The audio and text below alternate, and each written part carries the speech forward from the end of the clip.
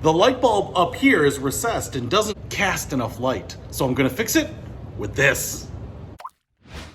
What's happening, Panda Nation? Peter Von Panda here. If you have a light bulb like this, it's between two air ducts and it works. Right below it, I get a lot of light. But if I start stepping away here, you can see that the light is blocked by that air duct. So I would love for the bulb just to be a little lower so that it can cast the light a little bit better. So I bought this light bulb extender, and now it's only about, I think, 5.5 inches long. I kind of got one of the longer ones that I could find. It has an E26 light bulb base, looks like the bottom of a light bulb right there.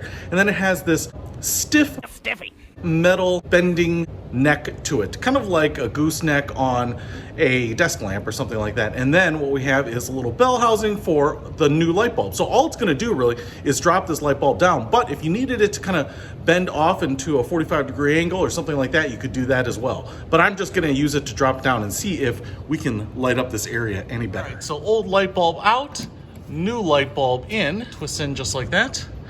Let's put the new light bulb in there. We'll put the original light bulb, and I'm just using one of these big LED light bulbs in here. Now, I didn't want to over tighten anything, so I'll just give it a little pull to see if it works.